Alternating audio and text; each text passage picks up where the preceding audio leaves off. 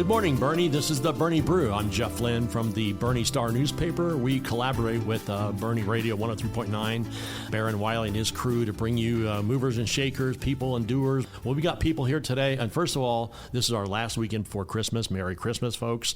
Get out there today and do that shopping. I wait until the 23rd or 24th, so I've got a couple days left. But this is Saturday morning. Have a great week. It's supposed to be in the 70s today and maybe even 80 tomorrow. Enjoy it while you can, because I know there's a Boerne weather. Boerne weather's down the road. It's coming. So I've got a guest here today. They've got an exciting year ahead of them. Alyssa Dela Santos from Crestmont Christian Preparatory School. Yeah, we'll call it Crestmont Christian for short. Thanks for coming in, Alyssa. Appreciate it. Thanks for having us. You got a big plan. Tell us about your plans and how did we get to the point where there's a sign up in front of that big building saying, "Hey, future home of the Warriors." Yeah, isn't that wonderful? Mm-hmm. We have a long story, and we're a 17-year-old school. Okay. And for 16 of those years, we have been at Boerne First Baptist, and they have been gracious partners with us for a very long time. And so much of the personality of our school is rooted in that space. Mm-hmm. And it's a beautiful space if you've not been there. But they are also growing. We're growing, they're growing, which means at some point, someone needs to make a different move. Right. And that turns out to be us this time. And so we began knocking on many doors and asking many partners in the community, because we know we're a community-based school, and we wanted to stay in this community. Right. But you're from this area. You know how difficult that is to find space. AKA financial responsibility. Yes. Most places you knock on, they're like, well, when you see the price for the real estate, it's like, okay, well, thank you very much. Let me get down the street. That's right. How many miles away do we need to go in order to be able to find something that works for us? Right. We're making investments in students and in our community and our families. We're not necessarily trying to be the largest school in the area. Right. We want to be good financial stewards. So we began knocking on doors with the intention that we would partner with another church, another facility of some sort, because shared space really works for a school like ours. We're a university model, which means we're not on campus 5 days a week, which makes shared space much easier. And as we knocked on doors and people love our mission, they don't always have the ability to say, yes, let's do shared space with you. Or they said yes, but it's not enough space, right? Which makes a whole other unique concern. So I joke and say we were like the persistent widow in the Bible, that we just kept going back and asking people, are you sure you can't do this? Is there another way? And we ended up knocking on the door of the owner of Old City Hall. And he was not looking to offer that space at that time. Yeah. And there we were. Right. And so we began a conversation, which really got to the point where we thought, maybe this isn't going to work. Okay, what are we going to do now? August is just around the corner. Right. And nothing moves quickly. And so we felt the board and I felt the crunch of the calendar. And in a way that can only be described as a miracle, honestly, we found ourselves in another meeting with the owner, and he had said to me, I want to know, he and his wife, we want to know more about the heart of this school. And we got to share our story, and just through an amazing turn of events, we then had the opportunity to rent that facility. Really? And we just about died, because as you know, was the first school in Boerne. Right. And it is a stunning building. So when you pass by, you go, that's a school. Even when it says city utilities on it, you look at it, that is a school. And so even the first time we went in, we thought this is going to require creativity, right? We don't have a sanctuary like we were using at First Baptist. And yet we see the beauty of what will happen in this space. So we're very, very excited. And putting that sign out there, you want to talk about great joy. We had some of our students that arrived with their families, and they're standing out there waving. Anyone that was passing by, that was a Saturday morning, they're just waving.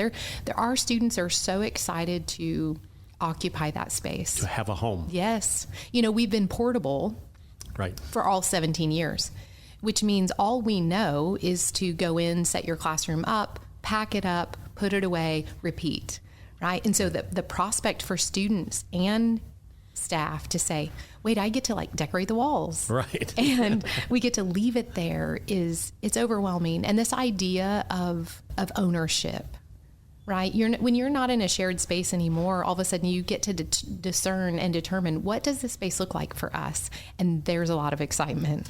Yeah, when I first came to Boerne in the summer of 2023, drove by there and, there's a big building there. Wow, I wonder what that is. Yeah. So being naturally inquisitive, I pulled in and parked, went up, and the door was locked. I'm like, what is this building? I didn't know it was old. Yeah. The quote old end quote City Hall building, which I knew was around the corner because that's one of the first things you scope out when you're brand new to a city. In my position, we're talking about 402 East Blanco Road. If you've been to one of the Boerne farmers markets on Tuesdays 4 to 7, they're in the parking lot right out in front. The Coleman King house complexes are right behind. That's the area we're talking about, folks. Old City Hall. I always thought it would be a great place to have.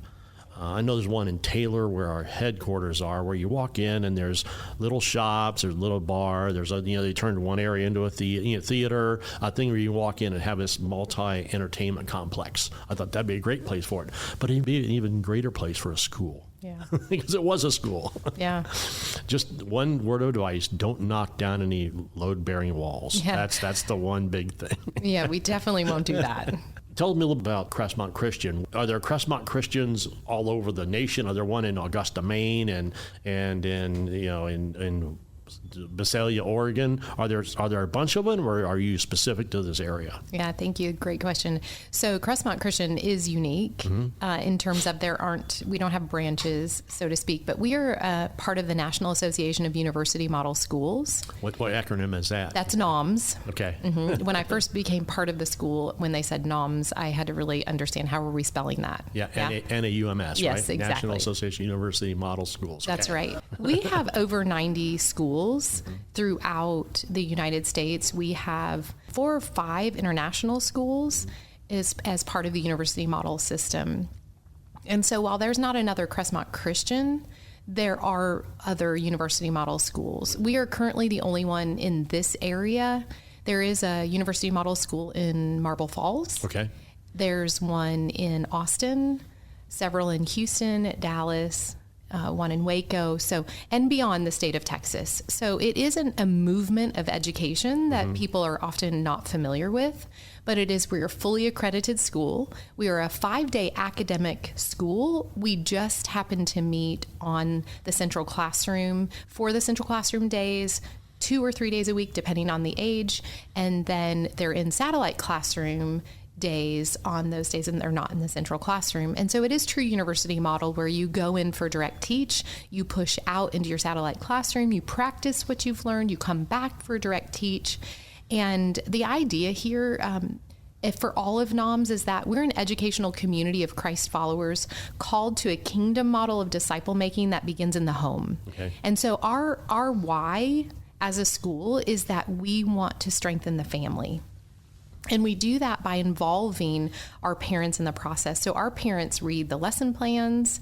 They get to help their students on those satellite classroom days. Good. Yeah, which can be such a joy and also frustrating, right? There is a fine balance of how much you know. And so this model is beautiful because it does achieve that balance where if they're starting to feel overwhelmed, there's still a professional educator who's able to speak into that. We have a lot of our educators who will meet with students on satellite classroom days over a Google Meet to say, let me help you understand that better. Because to be honest, I tapped out with math at a certain level and algebra.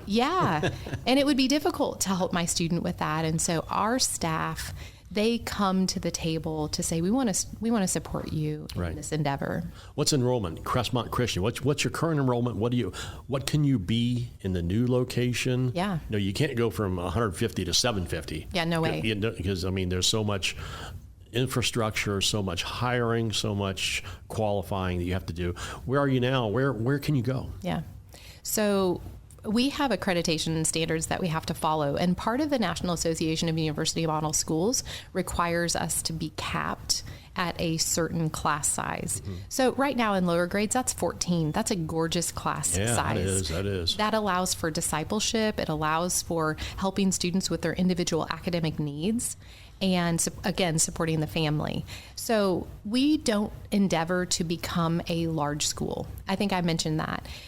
We do want to maintain integrity. So right now we're at 125, and the board has set a goal for our school that we would never be larger than 225. Okay.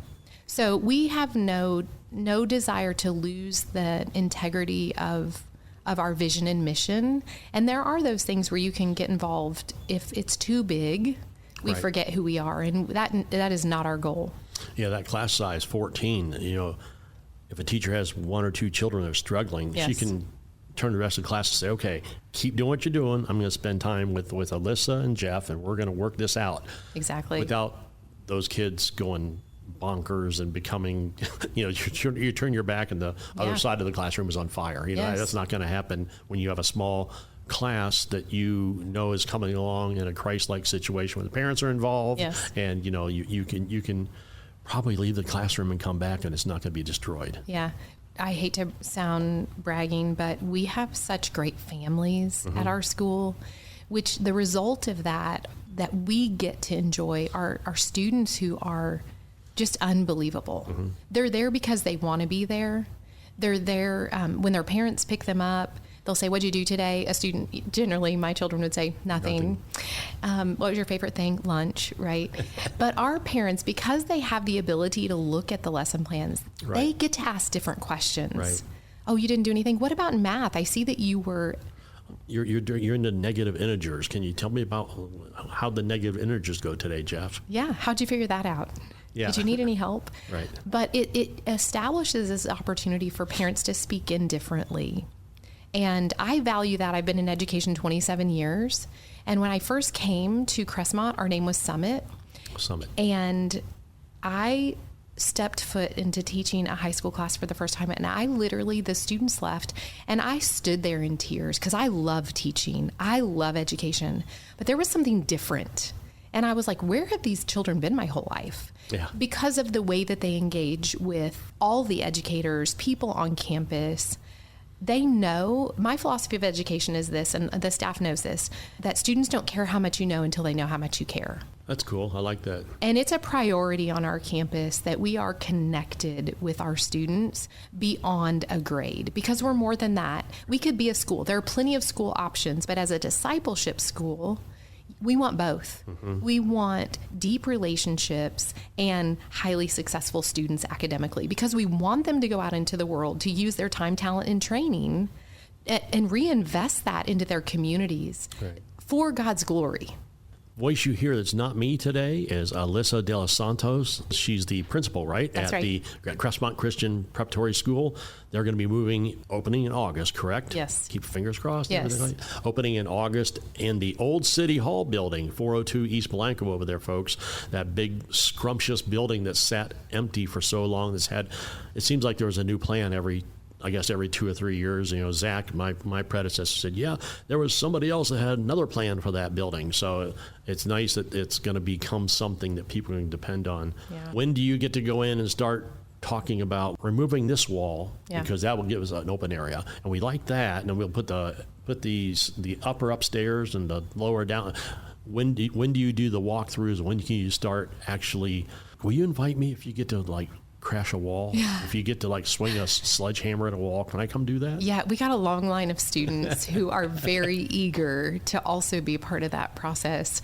But we have done our due diligence. We have been in the building many times. We have plans already in place, what the new rooms will look like.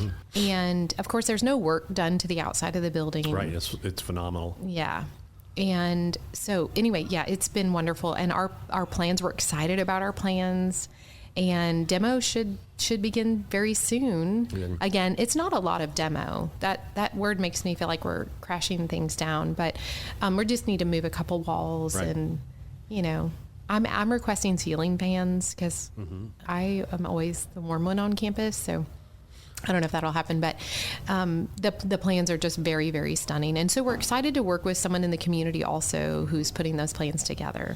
I'm just picturing when you walk in the building, walk me through it. If you walk in the front door, what does Alyssa Dela Santos or what does your architect tell you this is what you're going to find? Yeah, that's great. Well, we need most of the space for classrooms to just be really forthright with you. So your administrators will have a cart. You'll put everything on the cart and walk. Have you seen those Instagram reels where there's a principal on roller skates? No. And she has a cart that rolls. I won't be surprised if I get one of those. That would be amazing. I love both. I love roller skating, and I really am not a person who's in my office. Right. And if you ask anyone on campus, you can attest to that. Like, I am out with the people. This is why I never get work done at work. Because my truest work is with the students, with the faculty, with our families. And so I will have a tiny office. Now there's a little building behind, yes. Correct? Will that be yours as well? Correct. What plans will be for that thing? So we intend for those to be a couple of high school classrooms. Oh, really? Okay. Yeah. Okay. That's another thing. You're K-12. You're we not are K-8. K-12. Okay. K-12 all the way through. That's Good. right.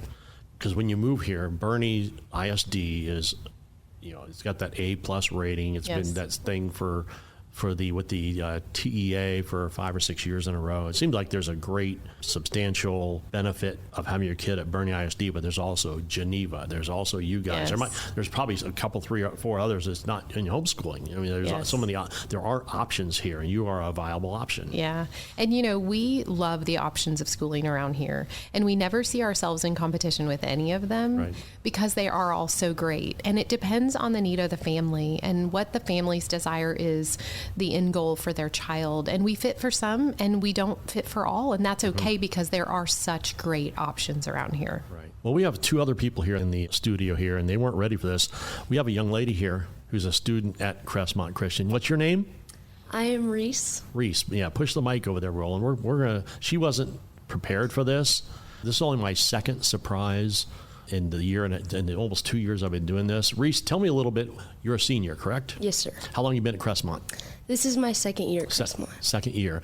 You're graduating in June. What does July, August, September hold for you? What turns you on as far as being a veterinarian or being an engineer or being a microbiologist? What path 5 years from now would you like to be withholding? Well, I plan for a gap year after school and see what I want to do during that time. But production film is definitely a path and an option for me. Yeah, well, our Bandera Bulletin is our sister paper. Our editor there is taking a leave of absence. He's going to become a father for the first time, but he's a film director. He makes films. He's got one. I haven't viewed it. I don't know what it is, but Dan's the same way. He was a production film, and he said I had to make it work for me in my lifestyle. So that's cool. That's neat.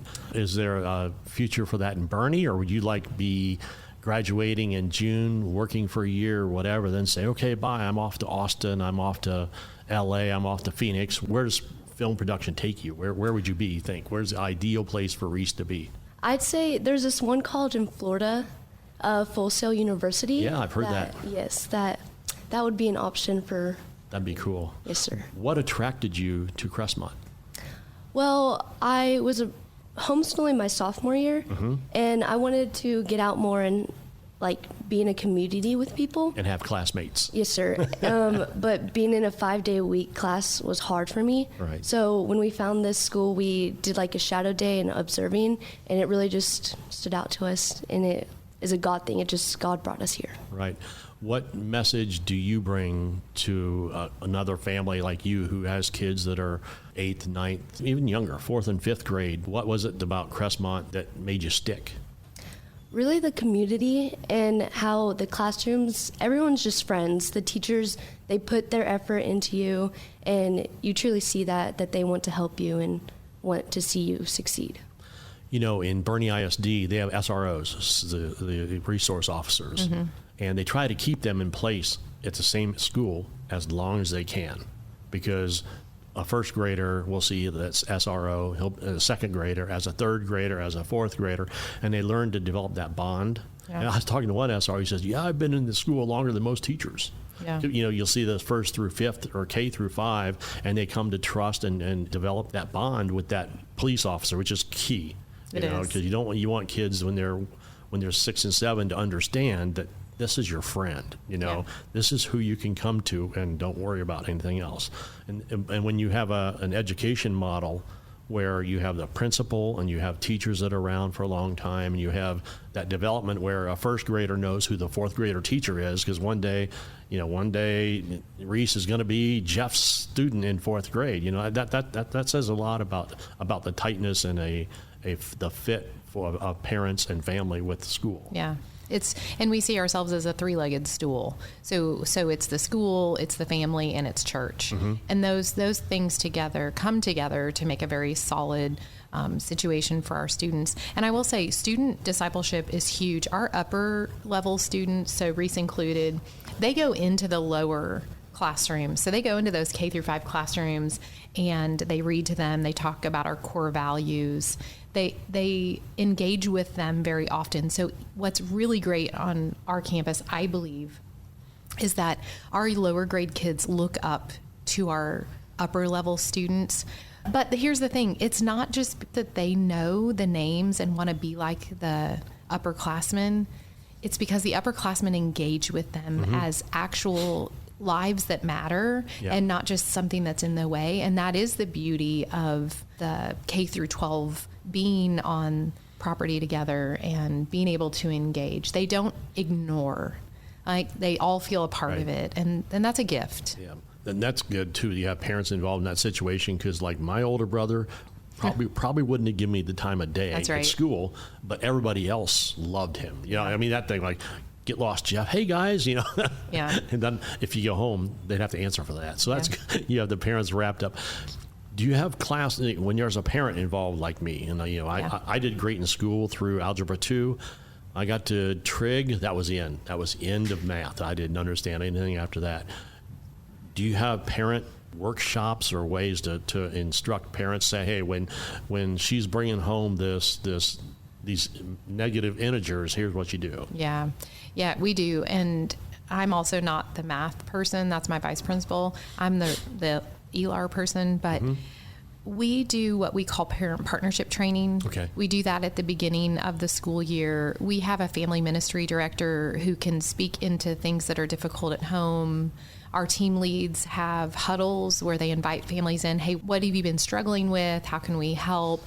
So it requires a lot of ongoing communication. Right. And again, that's a blessing. And we are saturated with communication. I understand that. But generally, when it comes to education, you see a gap in that where parents don't often know what is happening. How can I help? They want to help. This is what I love about our community beyond our school. Parents want to be involved. Right. And they want to have skin in the game. And often they're left feeling like, well, how do I do that? And so we do provide a pathway for here's how you might do that. And it's beyond the lesson plan, right?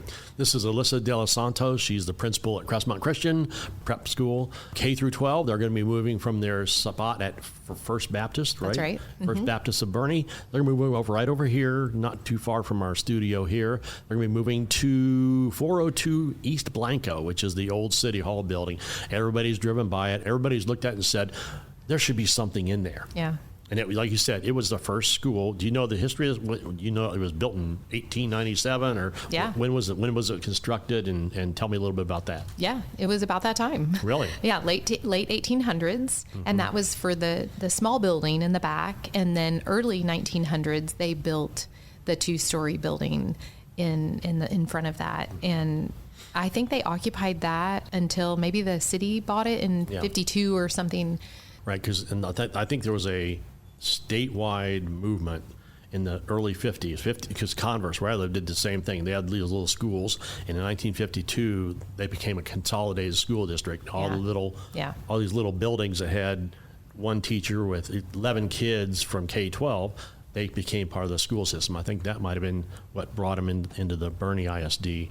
I think it'd be cool when you have your grand opening, invite if there's any people that were students there, that'd be cool to bring them back and say, hey, well, how does it feel to know you were one of the last kids, and now 70 years, there's a school here again. And there are a couple people still living that attended school there. Really? I don't know that we can get them to the building based on ability and age, but our desire is to get their story so that we can Put share it up that on the wall, name a classroom after him. Here's the Jeff Flynn algebra math room. That's right. You're in competition with me for that name, though. Algebra 2 no higher classroom. Yeah, that's great. When does class start in August? August 25th, August 20th, and when do you expect to have a grand opening? I mean, that's still 7 months away, but 7 months will become 4 months. Will become blink of an eye. Yeah. Blink of an eye. Okay. Yeah, our first day will be mid-August. Our calendar hasn't been approved yet. Okay. Mid-August, and we do hope to do a building dedication in September. Okay, cool. Yep, yeah. We'll put that on our calendar. Outstanding. Folks, this is Alyssa Dela Santos, Crestmont Christian Prep School. New address is going to be 402 East Blanco, Old City Hall.